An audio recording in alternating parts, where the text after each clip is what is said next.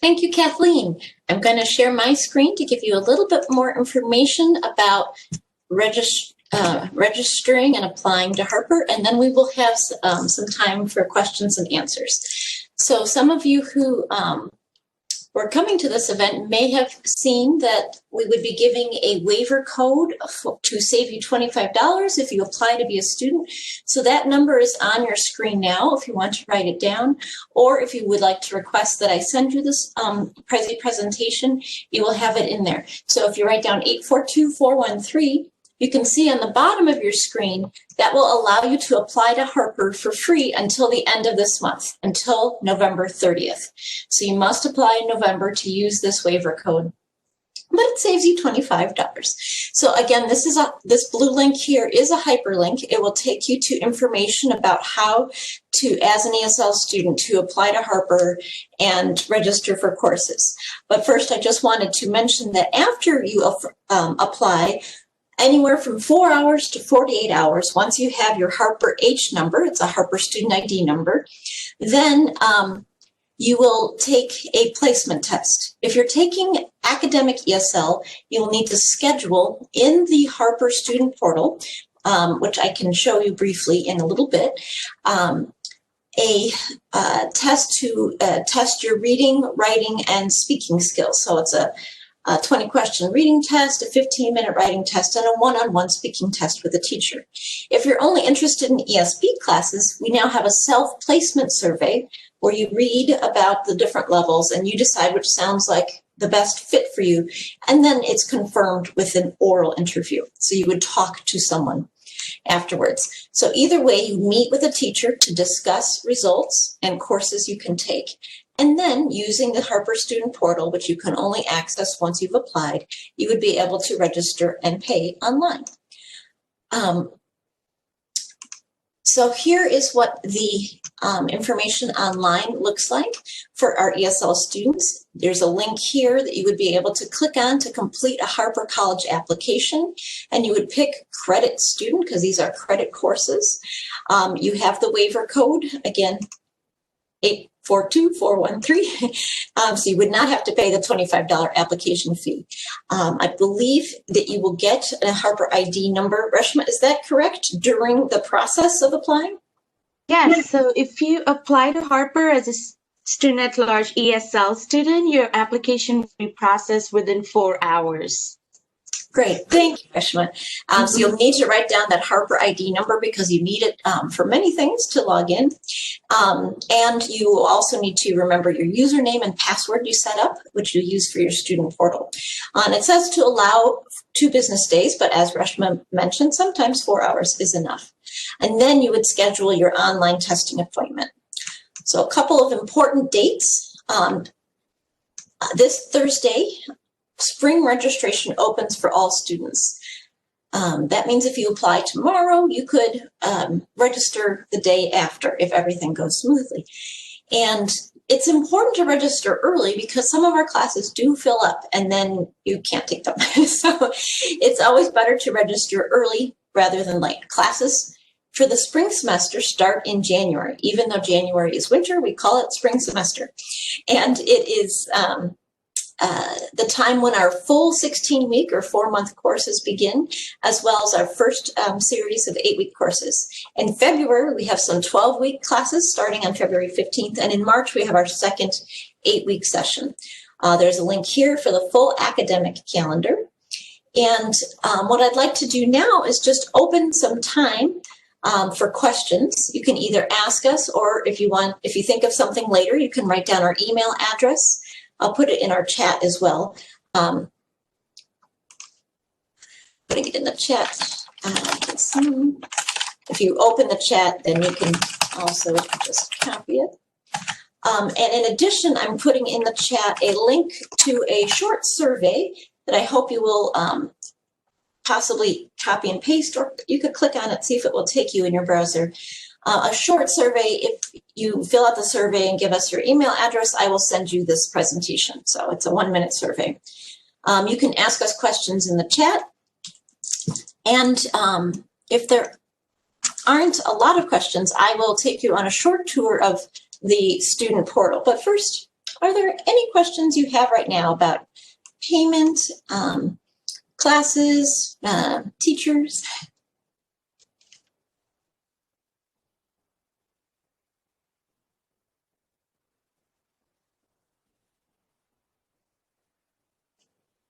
How we pay the classes? Okay, so in order to take the classes, as we said, you can apply for that $500 scholarship fund for first time you take classes. But if you didn't get that, there are different ways of paying. You can pay credit card. You can make a payment plan. The earlier you sign up for classes, the longer the payment plan is over. So if you register in November, you could have 4 payments, right? But if you register in January, you might have only 3 payments. So it's just set up a little differently. There is a small fee for a payment plan. I believe it's $35. Does that sound correct, Reshma? Yes, thank you. Reshma says, yes, that's correct. And if you need extra help, I'm trying to see. Rena, you're there. Rena, could you unmute and introduce yourself now that you've joined us? Rena works for the ESL department, and she often helps students with payments. Thank you, Sarah. Hi, everyone. Welcome to Harper. I will be here throughout your ESL journey, and I can help you each semester, and direct you to making payment plans. I can direct you to advising or any other services on campus. If you have questions about the program or need to connect with a teacher, I can always also direct you to that. And if you have any questions throughout your time in the ESL program, you can email the ESL at harpercollege.edu that Sarah just provided for us, and I'll be happy to help you. I wanted to say that I think some companies also help their workers pay for classes, and some au pair programs help the students pay for their classes. Families help them pay. So I am an au pair, so my family is gonna give me $500 for the course, but can I have the discount for being a new student?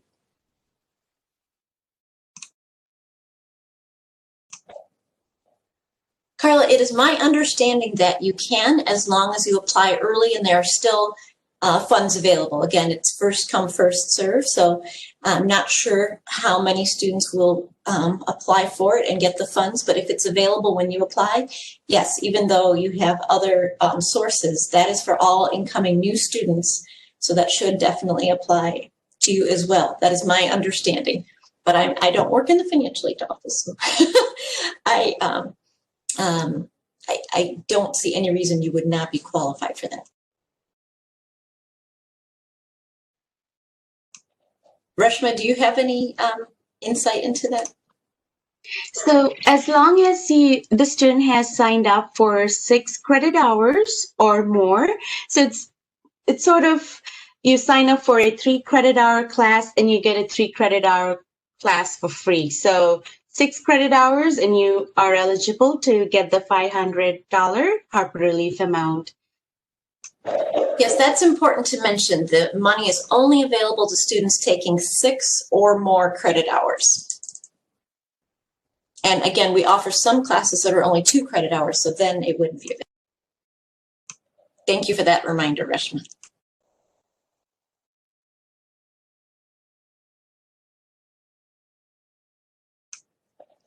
All right, we have a little bit of time, so what I'd like to do is I'm going to stop this presentation and show you what the student portal looks like for how you would go in. So once you have applied and have your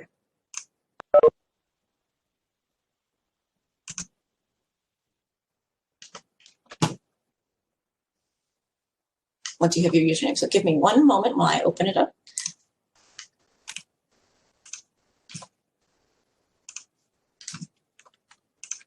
I know you can see me and I can't see you, so I always feel weird at this moment. I apologize. I just want to log in before I share my screen again.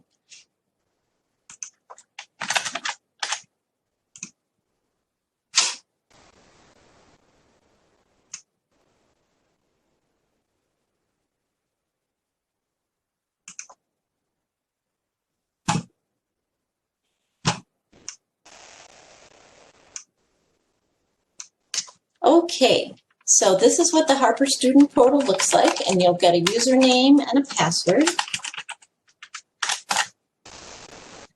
And once you go in, I'm just going to change to the student view. It will look like this.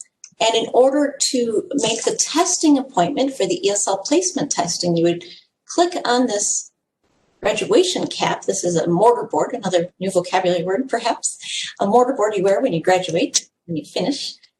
And then down here under ESL, you can schedule an ESL placement test. Let me make that a little bigger so you can actually see it. Schedule an ESL placement test. When you click on that, and you fill out the form. This is why you need your Harper ID number, your birth date. It will give you a range of times, and then you submit the form. So that is how you would schedule that test. Of course, if you decided to take the ESP courses,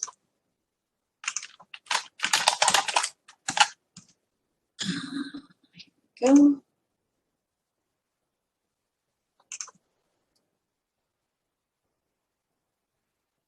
You would fill out a survey that's going to ask you to place yourself, and that's the first step. And once you submit that form, then you'll be contacted about meeting a teacher.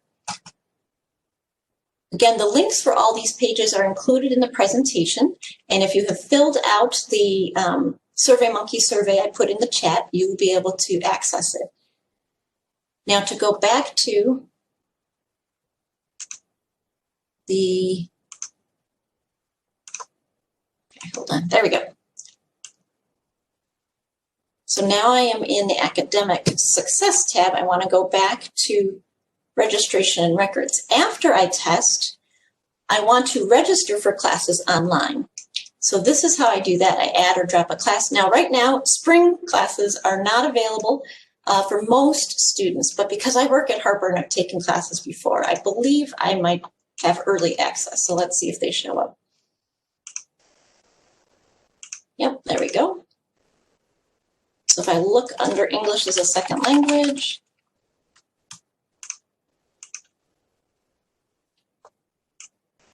we can see here, for example, Reading 3, online live, or Reading 3, online anytime.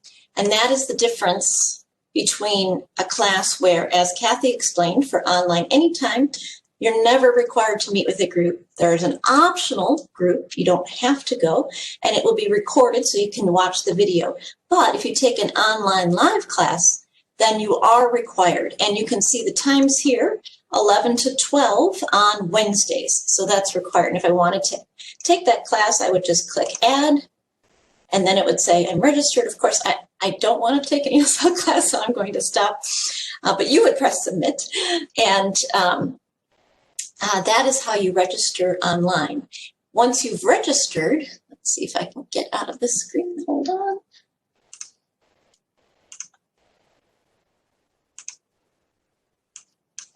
I'm going to go back here to the student portal. You can also make payments online. So Carla asked how to do that. That would be under this screen. You can apply for financial aid if you're qualified for financial aid. Here, you can look here for the scholarship application. You can make online payments. You can see how much is due. And for online payments, you would just follow the prompts, and it would show you how to make a payment. I have a zero balance, so it's not going to give me any options, but if I had a balance, I would be able to make a payment here. All right.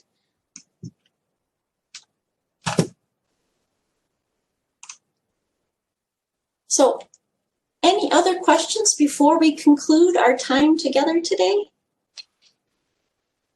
Or Yes. Yes, Carla. So I want to take a business class, but I don't know if my English is good enough. So I just read that I have to take the English placement, so I can know if I am good, or I don't know. Yes, and that is correct. So you would need to take the first English placement test I showed you, where you would go into the system and pick one of the times that was good, and you would do the reading test, the writing test, and the speaking test. And once you have your score, then you would be able to find out if your ESL score is high enough. You are able to take non-ESL classes, and that is something that the advisor who meets with you would be able to tell you, or you can make an appointment with the ESL advisor, Leah Kang, who can give you permission. Let's say you're at level 5 and there's a class where you don't have to be done with ESL, but you need permission to take a non-ESL class, then she can help you, and she meets with students online and over the phone. Okay, any other questions? I have questions about the visa, because now I have the travel visa for US, but as I said before, like the embassy in China is all closed, so I can't apply the student visa in China right now. So I was thinking, like maybe I can go with travel visa to US and take the online class. And after that, I may go back to China or go back to this other country to make the student's visa if I needed to go to take the like a in-person class in this school. It's not like online. Is that okay? That is a very good question, and it's a new situation for us this semester because of the pandemic. And Kathleen, have you had conversations with Bob about that? I believe you have some insight.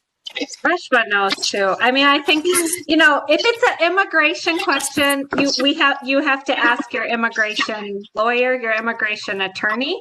But in general, students who have a visitor's visa can take classes, like one class or two class. They're not supposed to be a full-time student. Do you agree, Reshma, or do you have different information? So depending if you're able to schedule your visa appointment or not, if the restrictions are very harsh, then you can take classes from China. So you can take the ESL classes from China if you're not planning to come to the United States for the spring semester. Okay, and since you've taken the ESL placement test already, you can start registering for classes starting November 12th. So keep me posted or keep Jill posted about what your plans are, and then we can go from there. Okay, thank you. All right, well, thank you again for joining us this evening. I hope we helped explain what these classes look like and maybe took some of the mystery away, demystified. There's another new word for it, demystified some of the mystery about online classes. There are great opportunities to learn English, and as Kathleen said earlier, even though we can't always be together in the classroom, you can still have a community to learn with, and you can still learn a lot. So we hope you will consider taking some classes, meeting some people online, and soon, hopefully, we'll be back on campus. But there will probably continue to be some online classes even once we're back on campus. All right. So thank you again, everybody. Have a great night. And you have our email, esl@harpercollege.edu. If you have any questions, please email us. Rena will check those email messages and she will get back to you quickly. Okay?